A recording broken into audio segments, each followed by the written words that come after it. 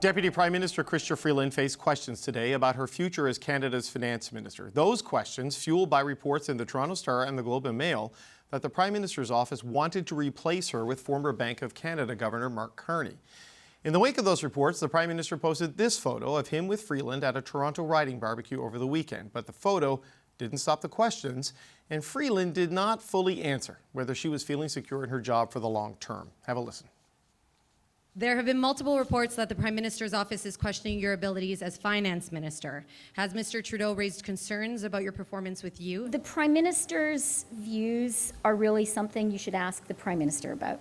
Did you receive assurances from him that you will be staying on as finance minister? The Prime Minister is a very eloquent man and leader, and it's for the Prime Minister to speak for himself. Or was that a yes or no as to whether you had received assurances that you will be continuing as finance minister? I do have the confidence that I need to do my job effectively. Okay, let's bring in the Tuesday Power Panel. Emily Nicola is a columnist for Le Devoir. Michelle Cadario is a former Liberal National Campaign Director. And Lisa Raitt is a former Conservative Cabinet Minister. Hello to you all. Michelle, let's start with you. The Prime Minister did say last week at NATO, when he was asked about this, that he has full confidence in Chrystia Freeland's abilities. What did you make of the answer we heard from Chrystia Freeland herself there today?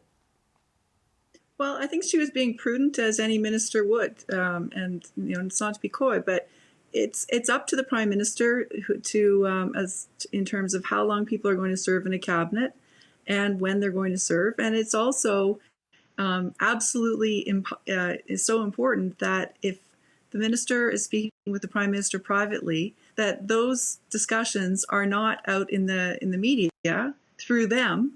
Because that's the easiest way to lose your job as minister. So it's a very uncomfortable spot for her to be in. There's no Prime Minister that gives the assurance that you're going to be in a job forever anyways. And so the best she can do is to have the confidence now to do her job now.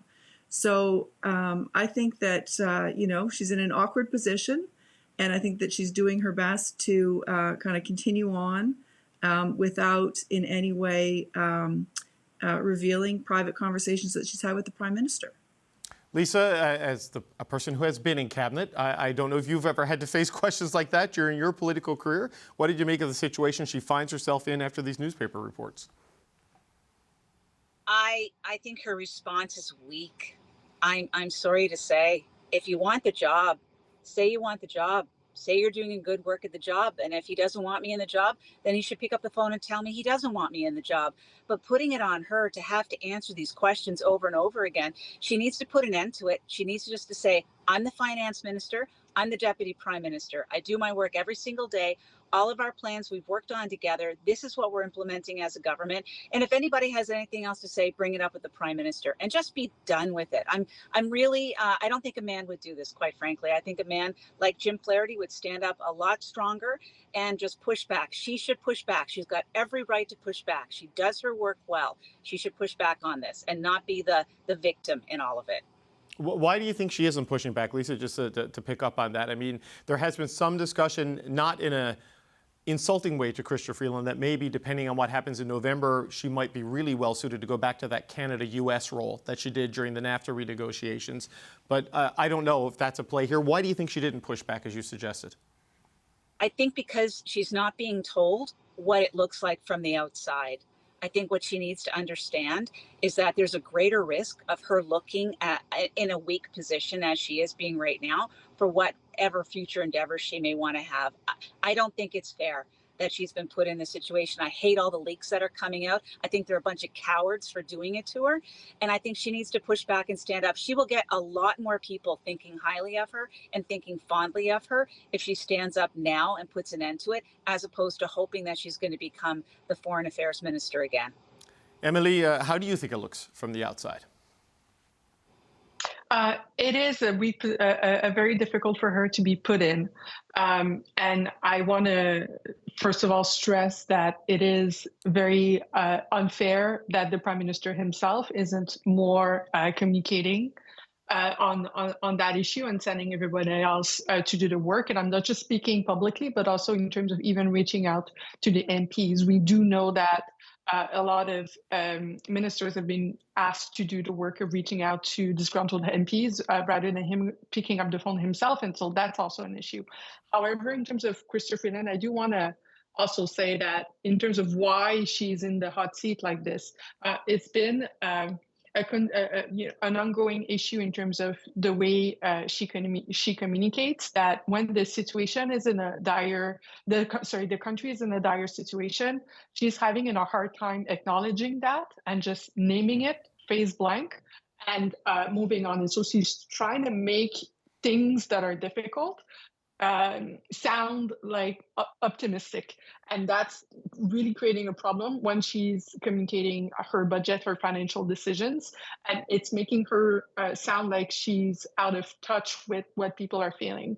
And so in that clip that you just played, we see a little bit of that communication reflexes too, where there is an issue, and she's defending herself by not acknowledging the issue in a way that everybody understands is still uncomfortable. But because it's not transparent, the communication style is not helping. And so I think it's, I understand where it's coming from in terms of having to defend yourself. And it's really hard to be a woman in politics. It's definitely a finance minister as well. And there's reasons why she's even more criticized for doing it than other people would.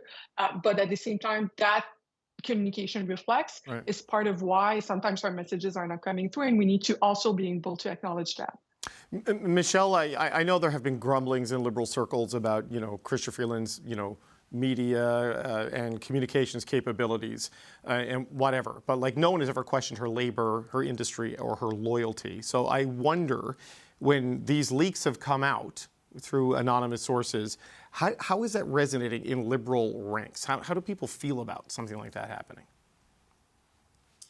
Well, I got to say, it's not the proudest way to see something happening. And, if there are discussions going on behind the scenes about a cabinet shuffle, which I suspect there are, because it's the summer before an election campaign, and there is always a cabinet shuffle.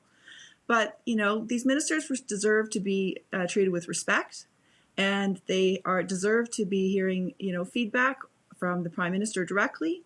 And I suspect that he is kind of talking to everybody individually, finding out if they're running again or not, as he does put together whatever the cabinet that's going to face the election is going to be.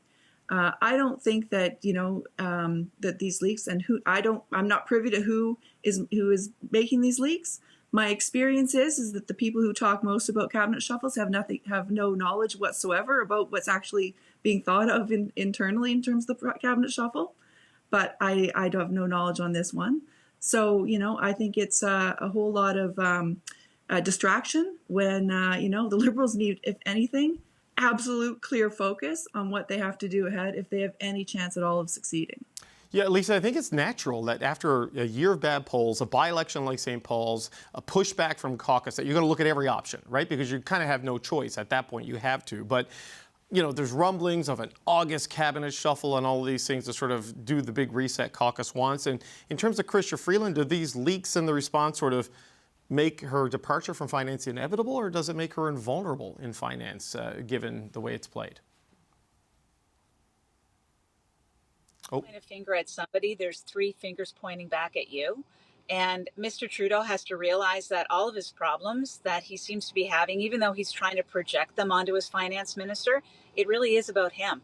And I'm saddened that they've taken this route of trying to go after whether or not she's liked by other people and questioning her communication skills, instead of just saying, I'm going to go in a different direction. But the reality is that he can change as many cabinet positions in as many portfolios and as many people as he wants. It's not going to take away from the fact that it's him. It's always him. Emily, give you the last word. I mean, what are your thoughts on if they are contemplating big changes? Where do you think she fits into this? Or is it, as Lisa says, it's much bigger than your deputy prime minister? It's actually, the issue is one step above. Well, it's Justin Trudeau as a symbol of a vision at this point. And there are people who agree that division doesn't work, but people do not agree on what else should be. There's the division.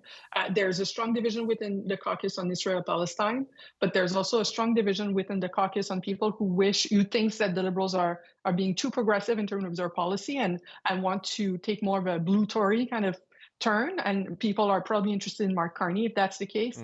And then there's also people who think that the Liberals have not been acting fast enough on issues that really affect Canadians, and are actually thinking that there's been not enough empathy coming from the government. And so Justin Trudeau is holding the line that nobody likes, but at the same time, when you take him out, as long as there is not a direction, that's a clear direction of where the party wants to go, it's going to be very unclear who's going to lead the party into that new direction.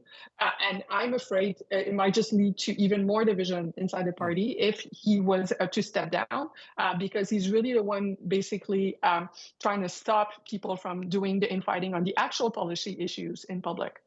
Yeah, it's a big question who would lead the back to the center, but also how many people would follow, because the base has gotten very progressive over the last 10, 12 years, certainly since Justin Trudeau has been leader. Okay, we're going to let you go. I want to thank you all. Michelle Cadario, Lisa Raitt, Emily Nicola, thank you so much for joining us tonight.